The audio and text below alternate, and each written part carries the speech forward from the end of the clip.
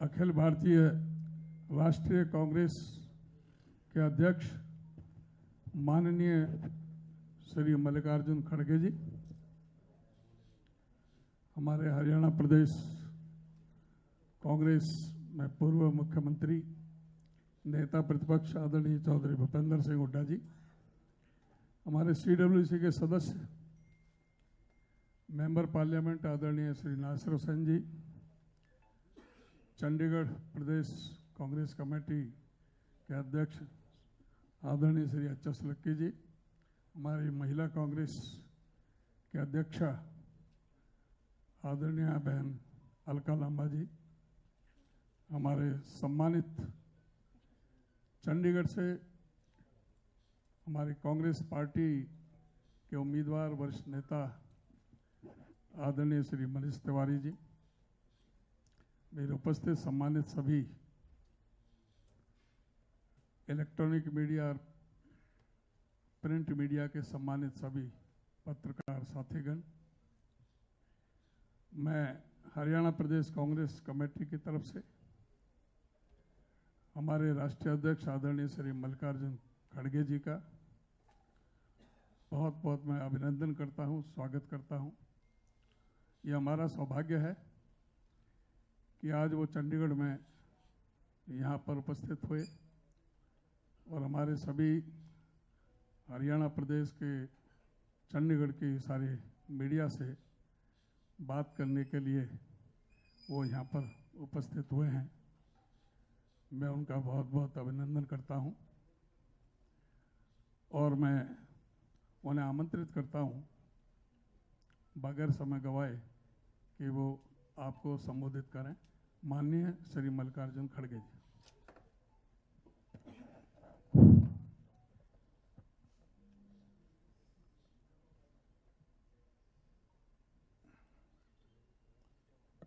मंच पर पधारे हुए श्री भूपेंद्र हुड्डा जी, राजू शुक्ला जी, उदय भान जी, मनीष तिवारी जी, हरमिंदर लक्की जी और दूसरे मेरे साथियों और PCC के हमारे AICC के महिला कांग्रेस अध्यक्ष अलका लांबा जी और नासिर हुसैन जी, राजू शुक्ला तो पहले बोले भाई भूल कैसा सकते उनको, IPL है उन्होंने थोड़ा ही, उनको भूले तो खेल ही नहीं चलता ना।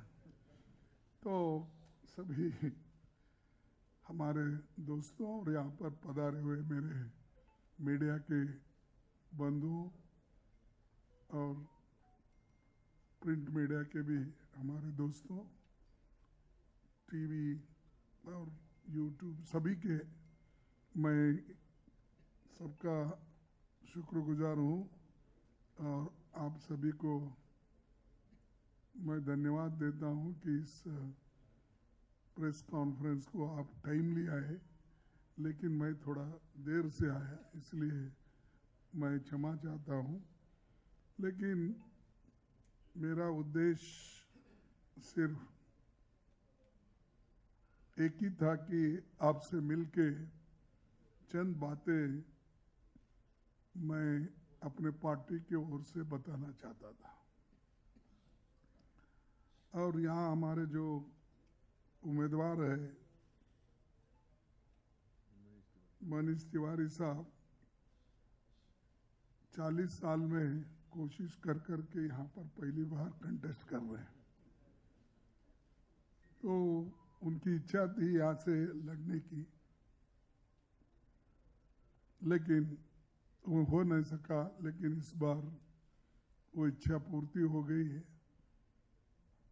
और भी हमारे पास दूसरे काबिल लोग भी थे, लेकिन अल्टीमेटली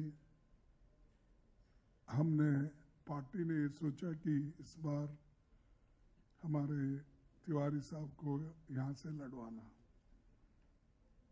तो वो लड़ रहे हैं। लेकिन ये हरियाणा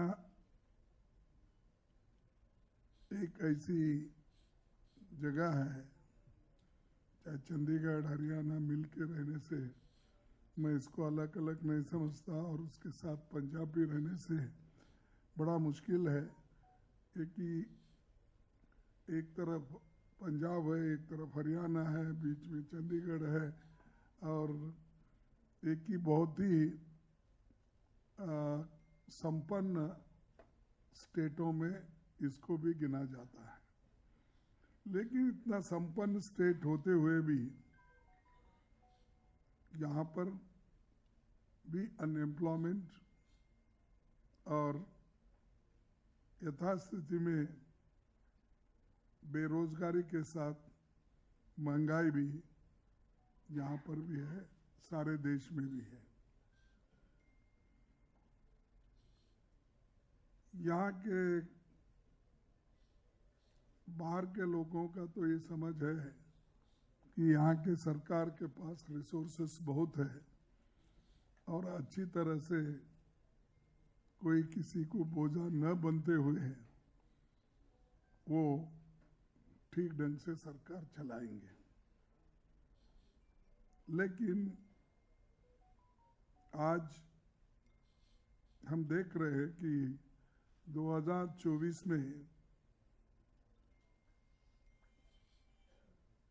इस राज्य के ऊपर कुल 70,000 करोड़ था कर्जा।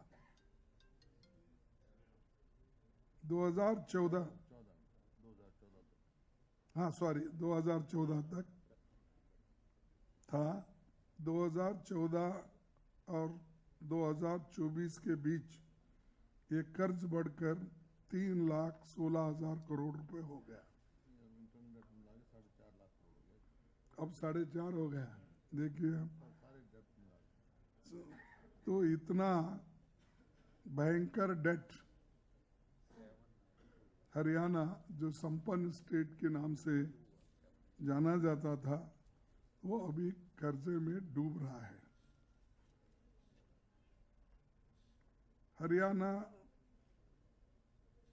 हमेशा तरक्की के रास्ते पे चलने वाला, आज वो रास्ता आज की सरकार भूल गई है। और हमेशा मोदी साहब तो यही कहते हैं कि मेरी डबल इंजन की सरकार है, और डबल इंजन की सरकार सब कुछ कर सकती है। और बहुत उन्होंने अपने उपलब्धियां तो नहीं गिनते, जो उन्होंने डेवलपमेंट किया उसका तो आंकड़ा नहीं देते, लेकिन कांग्रेस को जरूर गालियां देते। कांग्रेस को 1947 से जो जब तक नेहरू जी थे, लाल बहादुर से और इंदिरा गांधी जी थे, फिर उसके बाद में बीच में जब जनता गवर्नमेंट आई, उसके बाद में फिर राजीव गांधी जी आए, सोनिया गांधी और राजीव गांधी आए। आने के बाद इन्होंने जो डेवलप किया जिसके बारे में तो वो कुछ नहीं बताते, लेकिन ये जो उनके 10 साल का है एडमिनिस्ट्रेशन, उसकी तारीफ बहुत करते हैं। मुझे समझ में नहीं आता कि मोदी साहब अपने डेवलपमेंट से वोट पूछने के बजाय कांग्रेस को क्यों बार बार गालियां देते, मुझे समझ में नहीं आया। टीवी में मैं जब थोड़ा सा फुर्सत मिलता है तो सुनने की कोशिश करता हूँ। हर टीवी में अब उन्हीं का एडवर्टाइजमेंट है और हर घंटे में हर टीवी में उनका चेहरा दिखाई देता है। और उसके बाद में उन्होंने राहुल गांधी जी को क्या बोला, सोनिया जी को क्या बोला और प्रियंका जी के बारे में क्या बोला, और इनडायरेक्टली डायरेक्टली हमारे बारे में भी बचा कुचा रहे तो वो क्रिटिसाइज करते रहते हैं। ये उनकी आदत बनी है। और जो आदमी हमेशा दूसरों की जो टीका करता है वो खुद कुछ काम नहीं करता, यही उसका मतलब निकलता है।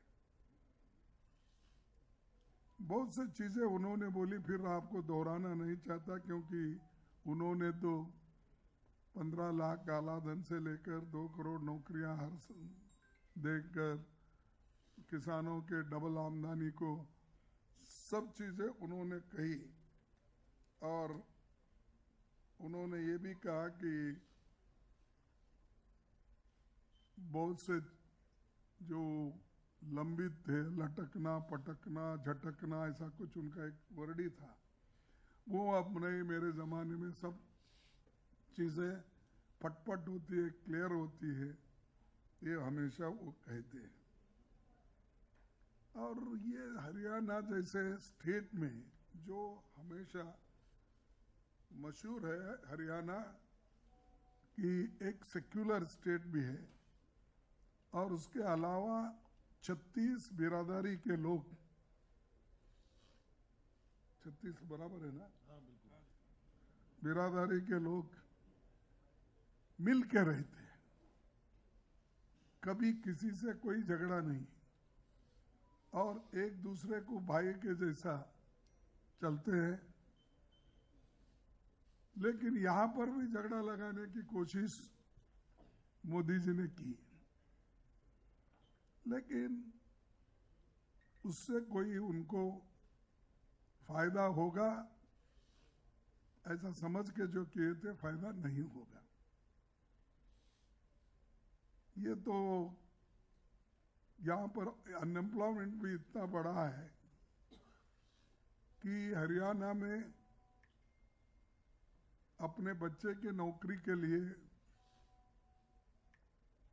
जमीन घर बार बेच के उसको नौकरी के लिए बाहर भेज रहे हैं।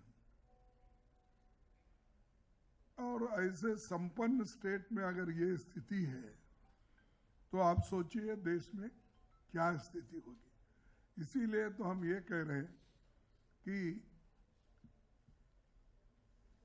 हमारे लोगों को बेरोजगारी से बचाने के लिए और महंगाई जो बढ़ रही है उसको रोकने के लिए, कॉन्स्टिट्यूशन को बचाने के लिए और लोकतंत्र को मजबूत करने के लिए हम कोशिश कर रहे हैं और उसी लिए हम अपनी कोशिशों के साथ लोगों को वोट मांग रहे हैं।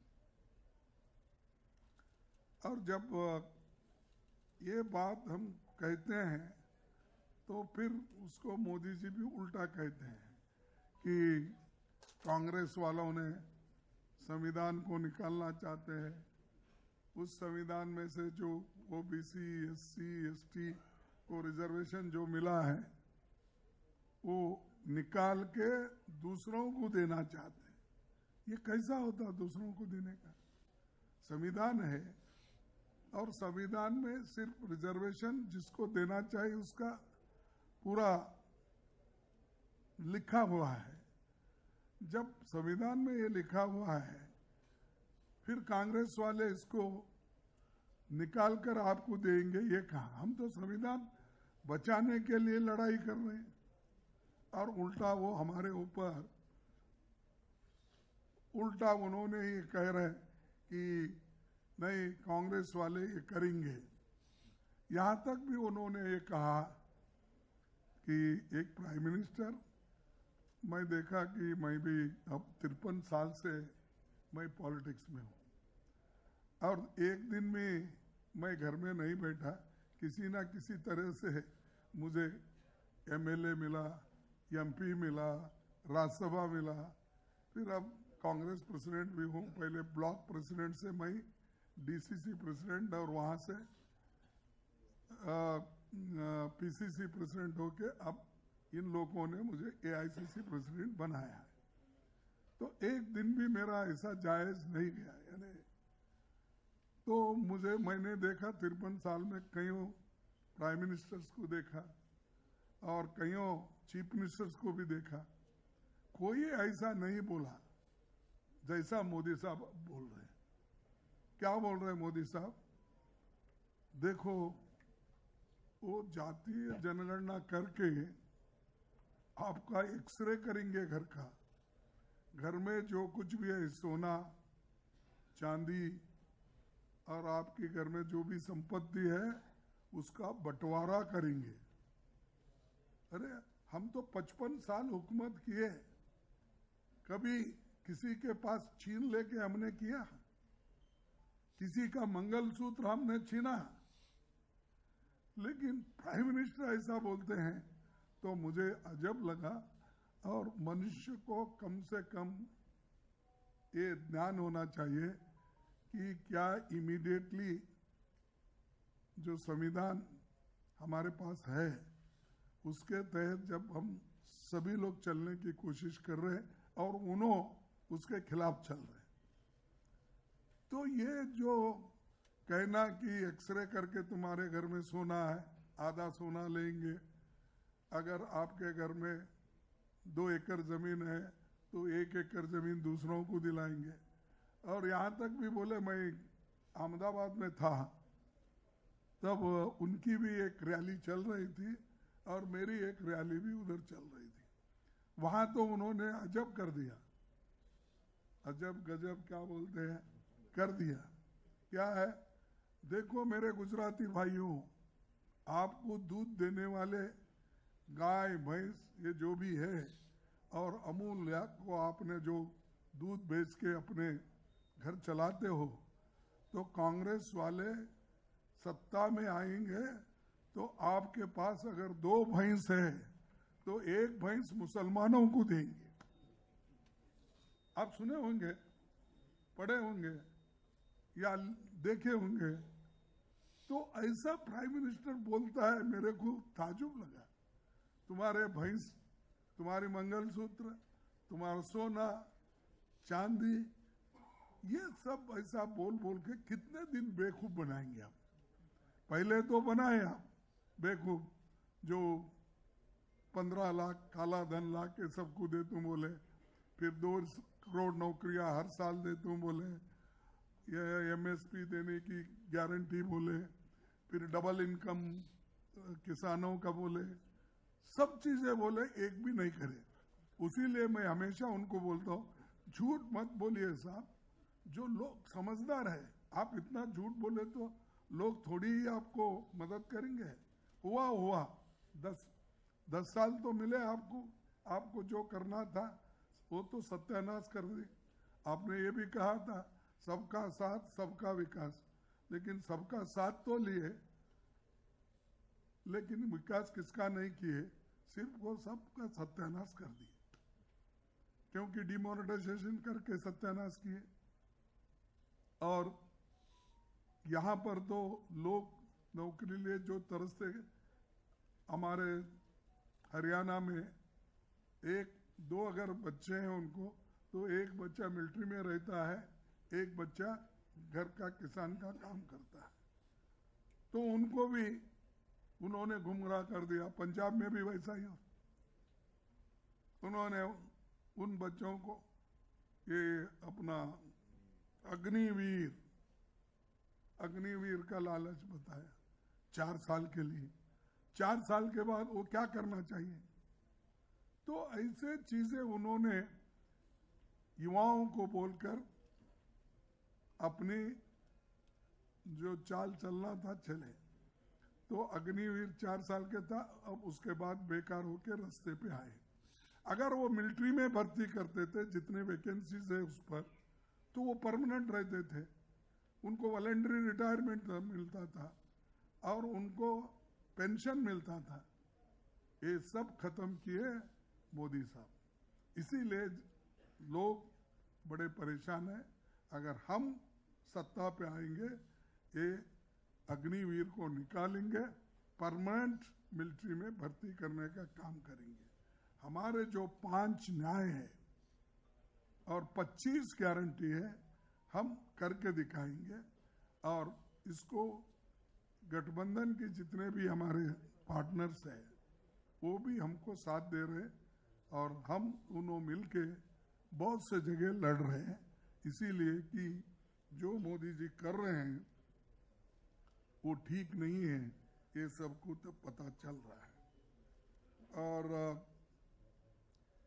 और एक बात आपको तो मालूम है, हमारे बहुत से नेता लोग जब घर घर जाते हैं या गलियों में भाषण करते हैं कि नारी न्याय स्कीम, जो एक महिला घर में सबसे बड़ी होती है, घर चलाती है, उसको 1 लाख रुपए सालाना देने का हमने वायदा किया है, वो निभाएंगे। पक्की नौकरी देने का वायदा किया है, हम निभाएंगे। और 30 लाख वैकेंसी सेंट्रल गवर्नमेंट में खाली है, और हरियाणा में 2 लाख से ज्यादा खाली है स्टेट में। आप सोचिए, ऐसा हर स्टेट का अगर आकलन करेंगे, आपको मालूम है कितने लाख वैकेंसीज हैं, और वो क्यों भर्ती नहीं हो रही, क्यों नहीं कर रहे? पहले ये जो खाली है ये तो करो, वो भी नहीं कर रहे। इसीलिए हम आएंगे तो ये जरूर करेंगे, पहले जितने भी खाली वैकेंसीज है वो भर्ती करेंगे। अब नरेगा स्कीम एक बहुत बड़ा स्कीम जो सोनिया गांधी जी ने और मनमोहन सिंह जी ने लाया था, तो उसकी जो मजदूरी है कम है, तो हम सत्ता में अगर हमको जनाधार मिला या जनता आशीर्वाद की, तो हम जरूर उसको 400 रुपये डेली बनाएंगे, और उसके दिन भी हम बढ़ाएंगे। उसी तरह से एक चीज जो अर्बन लेवल पे भी नरेगा जैसा स्कीम हम ला रहे हैं, और कहा कि यहाँ पर भी नौकरी बहुत मिलती नहीं, ठेले वाले हैं, छोटे मोटे लोग रास्ते पे सामान बेचते हैं, अनऑर्गेनाइज्ड वर्कर्स है, और ये अपने कॉन्ट्रैक्ट लेबर्स है, उसके बाद डेली वेजेस है। इन सबको हम अपनी ठीक से मदद करेंगे।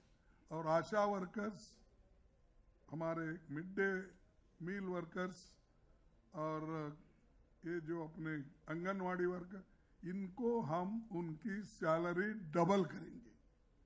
अब जो सैलरी है उसका डबल करेंगे। ये सब हमारे वायदे हैं, ये सिर्फ हवा में नहीं, हम बगैर बोले ही कई वायदे सोनिया गांधी जी के समय में, मनमोहन सिंह के समय में हम किए हैं। जैसा नरेगा स्कीम हो, जैसा फूड सिक्योरिटी हो, जैसा RTE हो, राइट टू एजुकेशन, RTA हो, और जो अपने फॉरेस्ट एक्ट हमने बनाकर जो वहाँ के आदिवासियों को दिया है, ऐसे सब चीज़ें बगैर पूछे हमने की। और ये जब हम वायदा कर रहे हैं, ये हम निभाएंगे। उसके साथ ही साथ आखिरी में हम पहले 5 किलो राशन देते थे फूड सिक्योरिटी एक्ट के तहत। अब देने का हम 10 kg राइस फ्री देंगे, 10 kg, और ये हम निभाएंगे। अब कर्नाटक में हम कर रहे हैं, तेलंगाना में भी हम बढ़ा रहे हैं। उसी तरह से ऑल इंडिया लेवल पे जब हमारी सरकार आएगी गठबंधन की, तो ये चीज़ें हम करके दिखाएंगे। तो मैं इतना ही आपको कहना चाहता हूँ कि जितने भी हमारी गारंटीज हैं, न्याय है, और जो कुछ हम कर सके पहले वो तो करेंगे ही। लेकिन मोदी जी जो इतने झूठ बोल रहे हैं, क्यों बोल रहे हैं मुझे समझ में नहीं आया। क्योंकि उनकी सरकार आने वाली नहीं है, उतना नंबर उनको नहीं मिल रहा, इसीलिए हर जगह टीका टिप्पणी करते वो फिर रहे और कोई डेवलपमेंट की बात कर रहे नहीं। तो इसीलिए हम चाहते हैं कि आपके माध्यम से इस बार गठबंधन को भारी बहुमत देके देश में प्रॉस्पेरिटी लाई है, देश में शांति लाई है, और देश में एकता की भावना रख के लोगों को आगे बढ़ने का मौका दीजिए। यही कह के मेरे 4 शब्दों को समाप्त करता हूँ। अगर कुछ बोलना है तो। साथियों, आपके सवालों का जवाब देने से पहले मैं चाहूंगा 2 मिनट हुड्डा जी भी अपनी बात रखेंगे।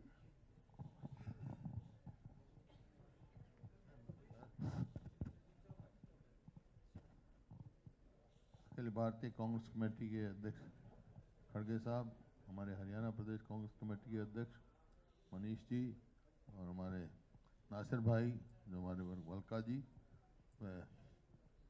शुक्ला जी, लक्की जी, तथा सभी पत्रकार बंधुओं साथियों, देखिए जैसा अध्यक्ष जी ने कहा, इन्होंने गारंटी दी और 5 जो बात कही हैं, जो अधिकार की बात कही है, वो सब कांग्रेस जो करने जा रही है। हरियाणा की खास तौर पे जो प्रदेश 2014 में प्रति व्यक्ति आय, प्रति व्यक्ति निवेश, नौकरी देने में, कानून व्यवस्था में, खेल खिलाड़ियों में नंबर 1 था, आज आप स्वयं देख रहे हैं, आज नंबर 1 हो गया बेरोजगारी में और महंगाई में। और खेल खिलाड़ियों को देखा आपने, हमारी जब पहलवान बेटियों का किस तरह उससे सलूक हुआ, अब तक न्याय नहीं मिला उनको, उनके टिकटें दी जा रही हैं। तो इस प्रकार से जो आज खड़गे साहब ने वहाँ जगाधरी में बड़ी भारी पब्लिक मीटिंग थी, तफसील में बताया है, और लोगों ने बहुत ही जन समर्थन वहाँ मिल रहा है। और जिस हिसाब से पूरे हरियाणा में जन समर्थन मिला है, हम घूम रहे हैं, उसके हिसाब से मैं कह सकता हूँ कि कांग्रेस के पक्ष में लहर चल रही है। और जब किसी पार्टी के पक्ष में लहर चलती है तो क्लीन स्वीप करता है हरियाणा में, ये एक हरियाणा का इतिहास रहा है। 10 की 10 इधर भी देते हैं, 10 की 10 इधर भी देते हैं, तो कांग्रेस का क्लीन स्वीप आने जा रहा है। और आपसे यही मेरी रिक्वेस्ट है, भाई सवाल जो पूछेंगे आप एक एक करके हम बता देंगे, वो आप उस हिसाब से अध्यक्ष जी कहेंगे वो सवाल पे देंगे।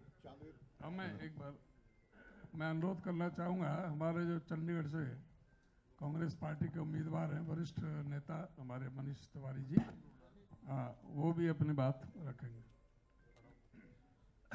सम्मानित खड़गे जी, मंच पर विराजमान सारे ही आदरणीय नेतागण और इस सभागृह में आए सारे ही हमारे वरिष्ठ पत्रकार साथी, मैं सिर्फ 2 चीज़ें आपके समक्ष रखना चाहता हूं। सम्मानित खड़गे जी ने ये कहा कि प्रधानमंत्री श्री नरेंद्र मोदी ये कहते हैं कि उनकी 2 इंजन की सरकार है। चंडीगढ़ में उनकी 4 इंजन की सरकार थी। ऊपर गृह मंत्री, नीचे राज्यपाल, उनकी सांसद, 8 वर्ष उनका चंडीगढ़ की कॉरपोरेशन पे कब्जा। और पिछले 10 वर्ष में भारतीय जनता पार्टी ने चंडीगढ़ के विकास के लिए कुछ भी नहीं किया।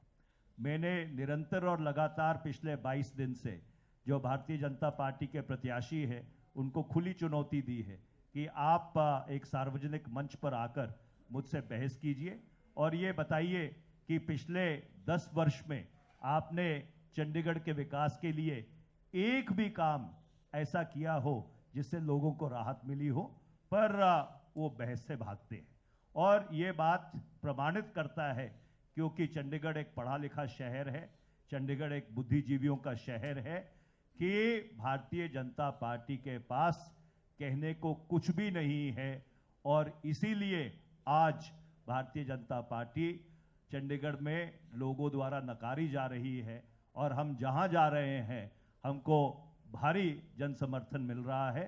इन शब्दों के साथ मैं माइक हमारे जो हरियाणा प्रदेश कांग्रेस कमेटी के अध्यक्ष हैं उनके हवाले करता हूं। अब मैं अनुरोध करना चाहूँगा हमारे चंडीगढ़ प्रदेश कांग्रेस कमेटी के अध्यक्ष श्री एच.एस. लक्की जी, वो भी 2 मिनट में अपनी बात करें। धन्यवाद उदय भान जी। सबसे पहले तो मैं चंडीगढ़ में स्वागत करता हूं। हेलो, सबसे पहले तो मैं चंडीगढ़ में स्वागत करता हूं मल्लिकार्जुन खड़गे जी, हमारे राष्ट्रीय अध्यक्ष हैं, वो हमारे बीच में आए और मुझे पूरी उम्मीद है जिस तरह से कांग्रेस उनके अंदर दोबारा से पुनर्गठित होकर दोबारा से वो एक संजीवनी जैसे कांग्रेस को मिली है, इतने एक वर्कर से ब्लॉक प्रेसिडेंट से लेकर नेशनल प्रेसिडेंट बनने तक का सफर उनका है। और हम आज बहुत सौभाग्यशाली हैं कि चंडीगढ़ में आज वो आए हैं। इससे हमारे कैंपेन को और ज़्यादा इम्पीटस मिलेगा। मैं माननीय पूर्व मुख्यमंत्री हुड्डा साहब का भी धन्यवाद करता हूं, उदय भान जी का जो हमारे हरियाणा प्रदेश कांग्रेस के अध्यक्ष हैं, मनीष तिवारी जी हमारे जो यहाँ से प्रत्याशी हैं, राजीव शुक्ला जी हमारे इंचार्ज हैं, नासिर हुसैन जी मेरे पुराने मित्र यूथ कांग्रेस के CWC के मेंबर भी हैं, और अलका लांबा जी जिनके साथ मैंने NSUI में काम किया और अब महिला कांग्रेस की राष्ट्रीय अध्यक्ष हैं, और प्रणव जी।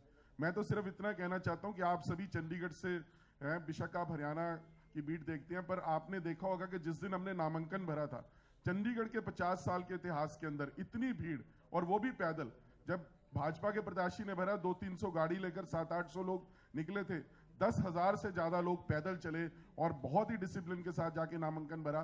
उसी दिन ये तय हो गया था कि चंडीगढ़ के अंदर जो कांग्रेस है वो भारी वोटों से जीतने जा रही है। बाकी हरियाणा के बारे में हुड्डा साहब जी ने आपको बता दिया है, 11-0 रहने वाला हरियाणा और चंडीगढ़ मिला के, ये बात मैं आपको कहना चाहता हूँ। धन्यवाद। चलिए, हाँ जी, आपके सवाल जिन साथियों के प्लीज। खड़गे जी नमस्कार, मैं जितेंद्र चौधरी हूँ, खबरें अभी तक न्यूज चैनल से। जी हुड्डा साहब इधर जितेंद्र। प्रधानमंत्री जी कह रहे हैं कि इंडिया अलायंस की अगर सरकार आएगी तो 5 जो मुख्यमंत्री हैं वो 1-1 साल करके बनेंगे। देश में जो है प्रधानमंत्री जो है 5 प्रधानमंत्री बनाएगी अगर इंडिया अलायंस आता है तो 1-1 साल करके। तो इस तरीके से जो है देश चलाना किस तरीके से जो है इस पर आप रिस्पॉन्ड करेंगे। और साथ ही उनका ये कहना है कि मैंने धर्म के नाम पर कभी भी देश को बांटने की बात नहीं कही है। बड़ी आपने भी टीवी इंटरव्यू सुने होंगे उनके, इन दोनों बातों पर आपका जवाब चाहिए। देखिए, अच्छा है, आप दिल पे हाथ रख के बोल रहे हैं, वो सच बोल रहे हैं। नहीं, आप बोलिए। मैं तो वो झूठे है बोली पहले बोला था, लेकिन आप उनकी सच्चाई साबित करने के लिए फिर एक मेरे पूछ रहे हैं, तो वो बोला मैं। ठीक है, देखिए, कभी भी अब हमारा तो रिकॉर्ड है,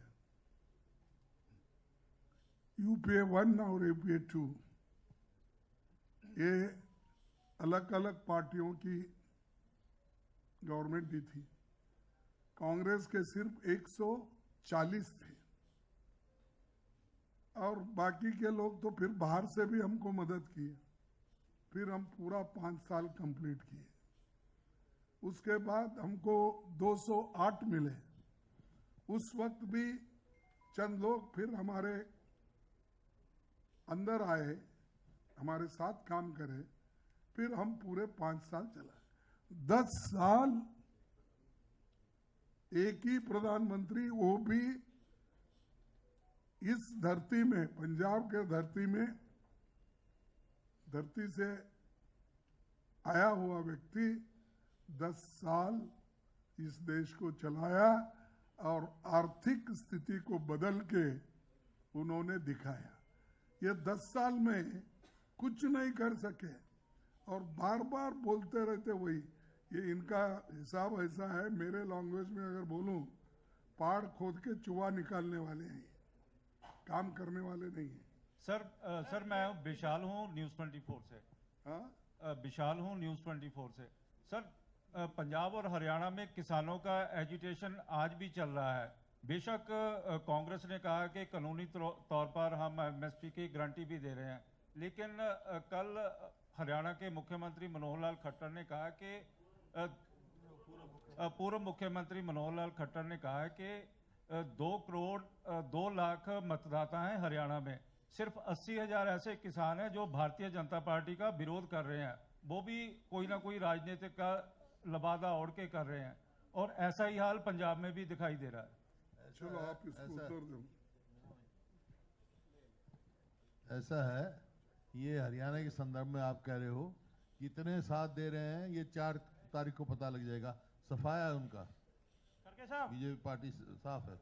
आप अभी 5 चरण का जो मतदान हो चुका है, लगभग पूरे देश में जा भी चुके हैं, दावा भी कर रहे हैं एनडीए की सरकार बनाएगी। एक तो ये बताएं कि जो सर्वेज आ रहे हैं, सर्वेज में लगातार बताया जा रहा है कि जो बीजेपी और उसके समर्थक दल हैं उनकी संख्या 300 पार बता रहे हैं। एक तो आप कर रहे हैं कि एनडीए 400 पार नहीं, 400 पार तो दावा है, लेकिन सर्वेस को आधार बना के आप दावा कर रहे हैं कि इंडिया जो गठबंधन है आपका वो सरकार बनाएगा। आपके दावे का आधार क्या है? मेरे दावे का आधार आप पूछ रहे हैं, लेकिन उनका 400 का क्या आधार है आप पूछे होंगे उनको पहले ही। नहीं, आप कहाँ पूछते थे जाने के बाद। चलिए मैं बता रहा हूं कि जिस स्टेट में उन्होंने मैक्सिमम एमपीज लिए, अब उससे ज्यादा तो नहीं ले सकते, वो घटेगा ही, बढ़ेगा नहीं। अब उदाहरण के तौर पर मैं बोलूंगा, कर्नाटक में 1 एमपी हमारा आया था, आज 12-13 एमपीज आने का संभव है। आप किसी को भी सर्वे में पूछ सकते हैं, अगर वो बायस न हो। फिर तेलंगाना में हम 2 ही थे, आज हम वहां बढ़ रहे हैं, 10-20 मैं बोलता नहीं, बढ़ रहे, बड़ा हमारे आधार पूछ रहे। और तमिलनाडु में तो हम दोस्ती है हमारी सब डीएमके के साथ, वहाँ जैसा स्थिति है वैसा ही रहेगा, उससे हमको भी फायदा होगा। देन आप महाराष्ट्र आइए, इस गठबंधन, महाराष्ट्र की गठबंधन जो हमारी है, ऑल 3 जो ये अपना एनसीपी, शिवसेना और हम, वो कांग्रेस मिलके हम कर, वो भी बढ़ रहा है। मेरा एक ही था वहाँ। तो आप देखिए हर जगह, छत्तीसगढ़ में हमारी बढ़त है, कुछ नहीं था, 1 या 2, अरे आऊंगा भाई। फिर उसके बाद में राजस्थान बढ़ रहे हम, 0 था वहाँ 3। फिर उसके बाद मध्य प्रदेश में पहले 1 था, 2 थे सॉरी, तो आज वहाँ कम से कम 4 या 5 आएंगे। अब हम मिनिमम पकड़ रहे हैं। हम हर जगह, हरियाणा, पंजाब और इवन उड़ीसा में हम वहाँ ज़्यादा ही लेंगे, 5-6 वहाँ पर है। उसके बाद में बिहार में हम गठबंधन में हैं, वहाँ पर भी हमारा परफॉर्मेंस अच्छा है। यूपी में इस बार हमारा परफॉर्मेंस, हमारा और एसपी का मिलके बहुत अच्छा परफॉर्मेंस है, वहाँ भी हम आगे हैं।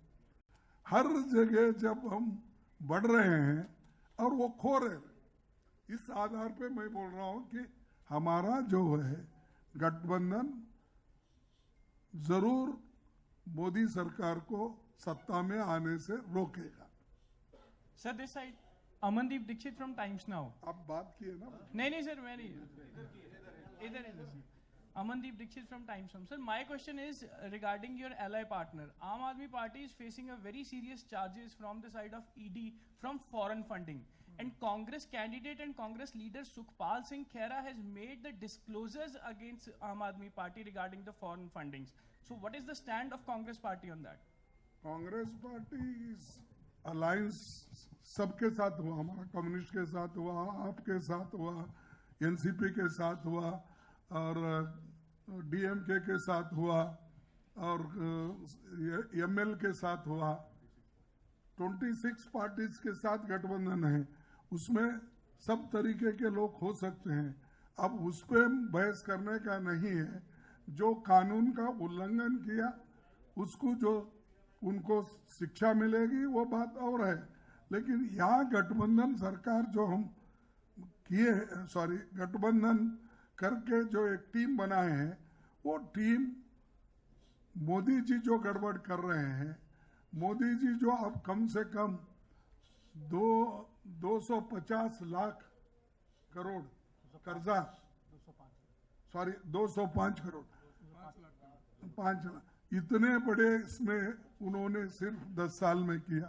पिछले का देखे तो 55 लाख। तो ऐसे चीजों को हम फेस करने के लिए गठबंधन बनाए हैं और हमारी गठबंधन काम करते रहेगी देश के हित में, जनता के। और ये जनता लड़ रही है मोदी जी के खिलाफ। यहाँ क्वेश्चन आपका उनका आने का सवाल नहीं है। खुद जब जनता लड़ रही उनको हम सपोर्ट कर रहे हैं। खड़के जी मैं राम सिंह बराड़ हूँ, अजीत समाचार अखबार से। राम सिंह बराड़ हूँ, राम सिंह बराड़। उधर राम सिंह जी नेक्स्ट आप बताइए। अब जून 6ठा और 7वां चरण बाकी है लोकसभा चुनाव में, जो मतदान का है 2 चरण बस बाकी है। हमने जो यहाँ ग्राउंड रिपोर्ट की देखी, उसमें जो लोग हैं, लोगों का कहना है, जो आम जनता है, जो आम पब्लिक से बात हमने की, उनका कहना है कि कांग्रेस पार्टी में और तो सब ठीक है, लेकिन उनके पास मोदी जैसा एक डायनेमिक लीडर नहीं है लीड करने के, उनके पास वैसा चेहरा नहीं है। तो इसको लेकर जो अब बाकी 2 चरण बचे हैं, जो आप चुनाव प्रचार कर रहे हैं, तो इससे निपटने का क्या है? और दूसरा एक राम का भी नाम लोग ले रहे हैं कि राम को वो लाए हैं और कांग्रेस पार्टी राम को जो है 27 वकील खड़े किए वगैरह वगैरह। तो इसके बारे में क्या कहेंगे सर? ये देखो, कोई चेहरा कांग्रेस के पास नहीं है या गठबंधन के पास नहीं है अगर कहेंगे, ये हमेशा ऐसा पहले भी कहते थे। 2004 में भी ये कहे, जब वाजपेयी थे तो तब भी ये कहे कि कांग्रेस में पास कौन है। अरे ये तो चुनाव होने के बाद गठबंधन के लोग बैठेंगे, एक जगह बैठकर तय करेंगे, जैसा हम यूपीए सरकार चलाए वैसा ही ये भी हम करेंगे। और दूसरा सवाल आपका कुछ था? अब देखिए, ये उनकी इच्छा है। राम का हर एक कम्युनिटी, हर एक आदमी के पास, हर एक कम्युनिटी में, हर एक कास्ट में अलग अलग आस्था के अनुसार वो उनसे पूजा करते हैं। कोई राम का पूजा करता है, कोई कृष्ण का पूजा करता है, कोई शंकर का पूजा करता है। हमारे आदिवासी भाई नेचर की पूजा करते हैं, वो कभी किसी मूर्ति की पूजा नहीं करते। जैन तीर्थंकर के पूजा करते हैं। बुद्ध अपने साइंटिफिक विचारधारा के तहत वो करते हैं। तो यहाँ सवाल कहाँ से आता? हम नाम नहीं ले रहे, वहां जा रहे नहीं। अरे हम तो सबके साथ है, तुम एक के साथ हो। हम सब इस देश में हम पढ़ते थे, वो सच है क्या है मुझे 33 करोड़ देव देवताएं हैं। मनीष तिवारी बताना या इनो बताना हमारे उड़न 33 करोड़ देव देवताएं हैं। 33 करोड़, हाँ 33 करोड़, हाँ। अब 33 करोड़ देव देवता है, हर एक की आस्था अलग है। हम मानेंगे सब 33 करोड़ लोगों देव देवताओं को भी। जब हमारे पास मानने वाले लोग वो भगवान के पास जाएंगे। राम सिंह बराड़ खड़के जी। राम सिंह एक मिनट में सबकी अपनी अपनी आस्था है। अब मान लो मैं हूँ, जब शुरू करते हैं सुबह उठ के जयराम जी की करते हैं, आज करने लगे हैं, मेरे बाप दादा भी करते थे। सुबह कोई हल चलाता है तो राम का नाम लेके चलाता है। ये सबकी अपनी अपनी आस्थाएं हैं। राम कोई किसी एक का नहीं है। राम को जो भी राम को मानता है, राम सबका है। खड़के जी, मैं राम सिंह बराड़ हूँ। मेरा सवाल दो पार्ट हैं। एक तो ये है कि आपको क्या लगता है कि इंडिया गठबंधन जो है वो 272 प्लस सीटें लेके स्पष्ट बहुमत के साथ सरकार बनाने की पोजीशन में है? एक तो ये है। दूसरा, चंडीगढ़ में लंबे समय तक पवन बंसल को कांग्रेस पार्टी एमपी की टिकट देती रही, केंद्र में रेल मंत्री बनाया, वित्त मंत्री बनाया, कांग्रेस का कैशियर बनाया राष्ट्रीय। तो आज वो चुनाव में नजर नहीं आते, सबसे बड़े चेहरा हैं, उसके बारे में आप क्या कहना चाहेंगे? राजीव शुक्ला जी भी उनके पास गए थे, लेकिन उसके बाद भी वो कांग्रेस के प्रचार में नजर नहीं आते, उसके बारे में क्या कहेंगे?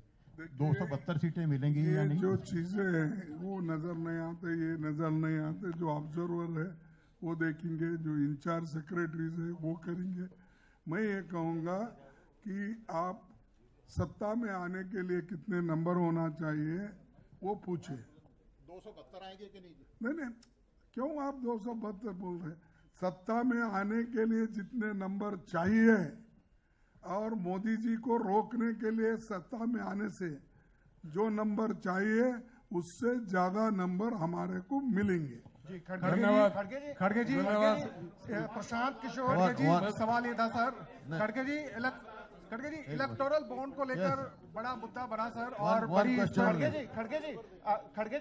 जी अरे ये बैठ जाओ भाई, एक मिनट उसको बोला है। एक उधर से सर, एक इधर से। कोई बात नहीं, everybody wants to ask, but लेकिन वी हैव गॉट लिमिटेशंस। बैठ जाओ प्लीज।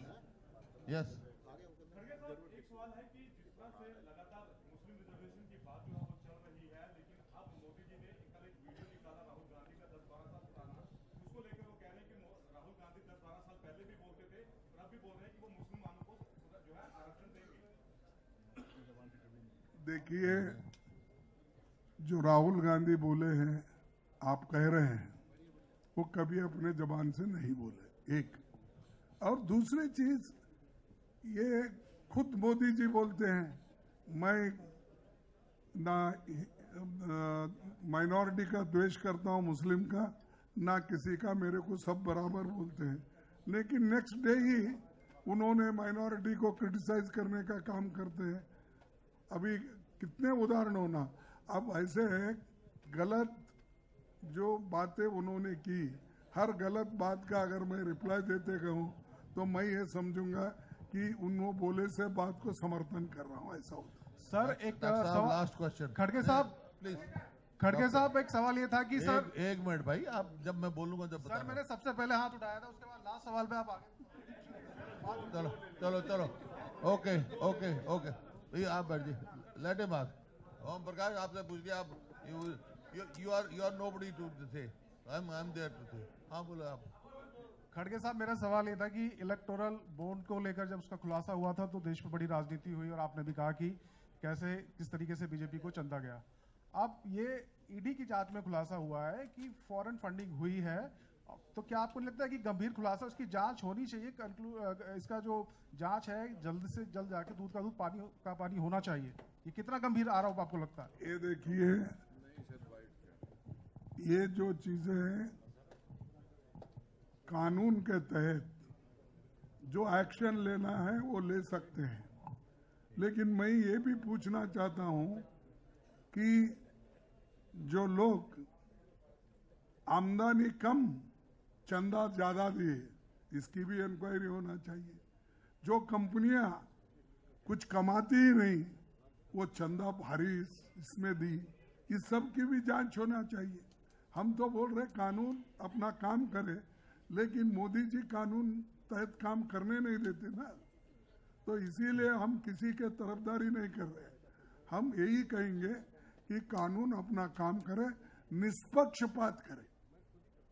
खड़गे साहब। ओके डॉक्टर जी, खड़गे साहब लास्ट क्वेश्चन। जी क्योंकि कांग्रेस का जो मेन पूरा चुनाव प्रचार चल रहा है, आज आपने जगाधरी में भी बोला और सारी जगह बोल रहे हैं कि ये संविधान बचाने के लिए चुनाव हो रहा है। एक तो इसका जो फोकस है वो टोटल इसके ऊपर है, संविधान बचाने का, और आपने आज दिखाया भी है, लोगों को कहा भी ये बचाना, हमने संविधान बचाना है, इसलिए आप कांग्रेस को वोट दो, या कांग्रेस के जो इंडिया गठबंधन के जो उम्मीदवार उनको वोट दो। एक तो ये पॉइंट, इसके पीछे हम कौन कौन से वो लॉजिक कह रहे हैं कि आज संविधान खतरे में क्यों है, एक तो ये। दूसरा, बीजेपी की तरफ से और खासकर प्रधानमंत्री की तरफ से कहा गया कि अगर संविधान कांग्रेस अगर आई तो वो ये झूठ बोल रही है बीजेपी के बारे में कि अनुसूचित जाति का जो आरक्षण है या किसी और दूसरी का आरक्षण है उसको समाप्त कर देगी। उस पर उन्होंने 2-3 बार क्लैरिफिकेशन देने का प्रयास किया। इन दो बातों पे राष्ट्रीय अध्यक्ष के नाते में जानना चाहता था। अब सुनने का थोड़ा आप हाँ, इसलिए क्योंकि लंबा सवाल लंबा उत्तर भी। हाँ, पेशेंस रखिए सुनने का, क्योंकि मोदी का नाम के खिलाफ कुछ बोले तो दूसरे अच्छा लगता है आपको, चिढ़ते लगते हैं। अच्छा, नहीं, मेरे को अच्छा नहीं। ठीक है। मैं तो अपोजिशन वहां भी किया हूँ, लोकसभा में किया हूँ और राज्यसभा में भी कर रहा हूँ। मेरे को वो नहीं, मेरे को ये पूछना है कि जो संविधान के बारे में हम जो पूछ रहे हैं, हम ये बात नहीं उठाए पहले। कौन उठाए? सबसे पहले 2014 में आरएसएस के लोग मोहन भागवत जी खुद उठाए, और उनके जो संघ के लोग हैं उन्होंने ये शुरू किया कि हमको अगर 2/3 बहुमत मिला ज्यादा तो हम संविधान को बदलने वाले हैं, ये उन्होंने कहा। आज आपके पास वो है रिकॉर्ड। उसके बाद फिर दूसरे इलेक्शन में भी बोला उन्होंने कि हम संविधान बदल के रहेंगे। उसके बाद हेगड़े ने एमपी उनके कारवार के ओपनली बोला, हम अगर हमको मेजॉरिटी दो, मेजॉरिटी अगर हमको 400 सीट आपने दिया, 2/3 मेजॉरिटी होना पड़ता है संविधान को बदलने के लिए। तो उन्होंने कहा, और साक्षी महाराज ने कहा, और ऐसे महाराज बहुत है वहां जो, हाँ, लल्लू सिंह ने कहा, सबने कहा वो बदलेंगे। जब बात उनसे निकली है संविधान बदलेंगे, तो वो हमारे को इससे ये मालूम हुआ कि वो आहिस्ता आहिस्ता रिजर्वेशन खत्म करने की तरफ चल रहे हैं। एक कि उन्होंने सेंट्रल गवर्नमेंट में जो 30 लाख वैकेंसीज है वो भर्ती क्यों नहीं की? वो तो schedule caste, schedule tribes, backwards और इवन अब इकोनॉमिकली जो वीकर सेक्शन जनरल लोग हैं उनको भी 10% दिया गया। तो हमको ये संशय आया है कि जब 10 साल में बढ़ते बढ़ते 30 लाख तक नौकरियां गायब है, तो फिर आप SC/ST का कहां उद्धार कर रहे हैं? एक रिजर्वेशन इन प्रमोशन भी था, उसको भी आप इंप्लीमेंट नहीं कर रहे, और एक सेक्रेटरी केंद्र सरकार में अब तक नहीं बन रहा। एक जो ज्वाइंट सेक्रेटरीज बनते थे वो भी नहीं है। SC/ST इवन OBC तो ये भी नहीं। संविधान की बात कर रहा हूं मैं, तो ये तो उसमें सब लोग आते हैं, लेकिन ये मुद्दा मैं स्पेसिफिकली SC/ST OBC की बता रहा हूं। फिर उसके बाद में उन्होंने एक तरफ तो भर्ती भी नहीं किया, दूसरे तरफ जो प्रमोशन में इसमें उनको जगह देना था वो भी नहीं की। विद्यार्थियों को जो स्कॉलरशिप देते थे वो भी कम कर दिए, घटा दिए, और फॉरेन स्टूडेंट्स फॉरेन को भेजते थे वो भी कम कर दिए। यानी आहिस्ता आहिस्ता तुम उस कॉन्स्टिट्यूशन को कमजोर कर रहे हो, और उनको लोगों को जो मिलना है वो नहीं मिल रहा। एक, और दूसरी रही बात अपने संविधान के तहत जो संस्थाएं बनी, उसको क्या कहते हैं, ऑटोनोमस बॉडीज बनी, वो ऑटोनोमस बॉडीज को आप सबको इतना क्या बोलते हैं वो उसको काम कर डाइल्यूट किए इतना डाइल्यूट किए कि वो सिर्फ आपकी बात सुनता है, किसी कानून के तहत किसी की भी बात नहीं सुनता। तो मैं पहली बार देखा अपने 53 साल के जीवन में, पॉलिटिकल जीवन में, कि होम डिपार्टमेंट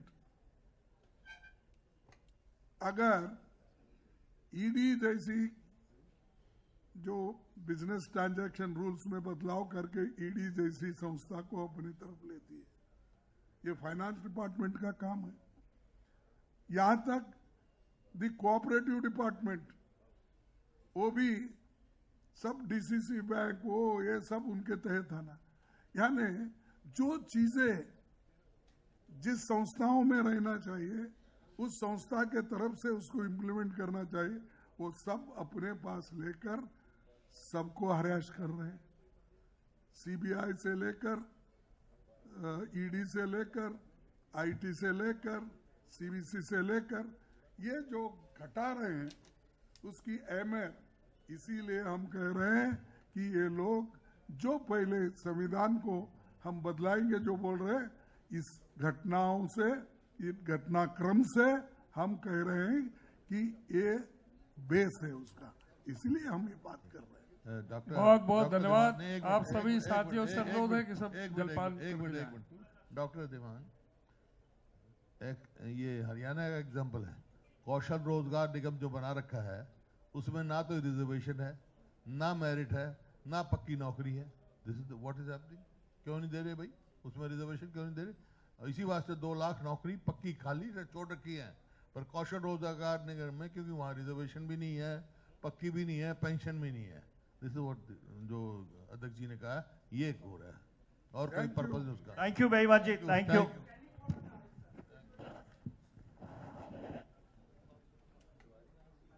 आप उठाना क्या?